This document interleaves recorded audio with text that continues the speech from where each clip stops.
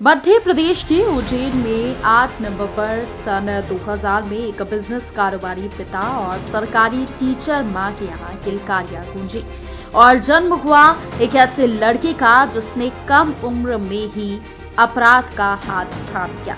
पिता ने उसका नाम रखा दुर्लभ। पिता का मानना था कि बड़े होकर उनका बेटा एक अच्छा और सबसे हटके कुछ नया करेगा, लेकिन वही हुआ भी कुछ ऐसा ही कि उसने बड़े काम किए, लेकिन जो उसे अपराध की दुनिया की तरफ ले गए। इसकी शुरुआत स्कूल से ही हो गई। स्कूल समय से ही दुर्लभ अपनी सीनियर और जूनियर के झगड़ों को निपटाने लगा। फिर क्या था, धीरे धीरे स्कूल में उसका दबदबा बन गया।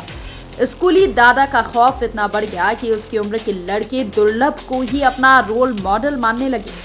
इसके बाद धीरे धीरे अपनी उम्र के लड़कों के साथ उसने एक गैंग बना लिया। गैंग के लड़के उसकी सारी बात मानते थे।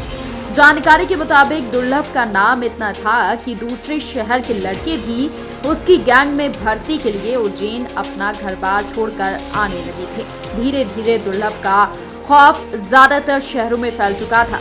यही कारण था कि अब वो व्यापारी पुलिस के लिए अपराधी बन गया था।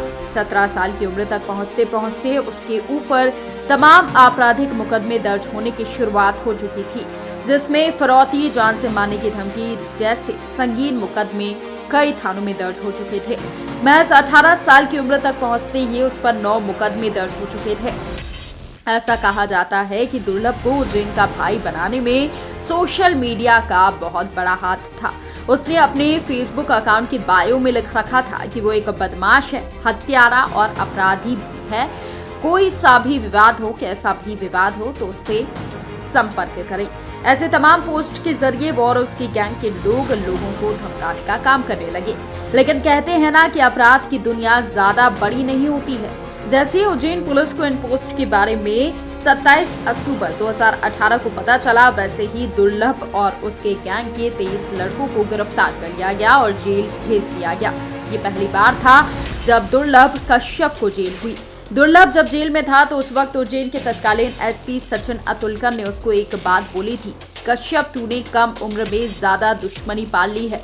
तू जेल में जब तक है तब तक जिंदा है, बाहर निकलते ही कोई ना कोई तुझे मार देगा। और एसपी साहब की भविष्यवाणी सच हो गई। पिछले साल लॉकडाउन से पहले दुर्लभ जमानत पर छूटकर जेल से बाहर आया था। इंदौर जाकर रहने लगा। जब लॉकडाउन खुला तो वो अपनी मां के पास उज्जैन वापस चला आया। 6 सितंबर 2020 की रात थी जब दुर्लभ की मां ने अपने बेटे और उसके दोस्तों के लिए दाल बाटी बनाई थी। उसने सबके साथ बैठकर खाना खाया। इसके बाद दुर्लभ अपने 4 दोस्तों के साथ चाय और सिगरेट पीने के लिए अमन उर्फ भूरा की दुकान पर रात 1 बजे चला गया था। रात के करीब 1:30 बजे थे। वहां पर दूसरी गैंग के शाहनवाज, शादाब, इरफान, राजा, रमीज और उसके कई साथी भी उसी दुकान पर पहुंचे। पुरानी दुश्मनी के चलते लोगों को एक दूसरे को घूरने लगे और शाहनवाज से दुर्लभ की कहासुनी हो गई। फिर क्या था, शाहनवाज और उसके साथियों ने चाकुओं से कश्यप के ऊपर हमला कर दिया। दुर्लभ ने अपने ऊपर हुए हमले का जवाब शाहनवाज पर गोली चला दी, जिससे वो घायल हो गया। इसके बाद शाहनवाज के दोस्त दुर्लभ और उसके दोस्तों पर टूट पड़े। दुर्लभ के साथ उसके 4 दोस्त थे, जबकि शाहनवाज के साथियों की संख्या काफी ज्यादा थी।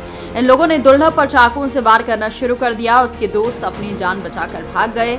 कश्यप के दोस्त अभिषेक शर्मा का कहना था कि शादाब चाकू मार रहा था और चाय वाला भूरा कह रहा था कि शादाब भाई इसे खत्म कर दो, जिंदा मत छोड़ना। दुर्लभ को 34 बार चाकू से गुदा गया और मात्र 20 साल की उम्र में उसकी मौत हो गई। इस गैंगवार की खबर से पूरे उज्जैन की नींद खुल गई और हर चैनल पर बस कश्यप की खबरें चलने लगी।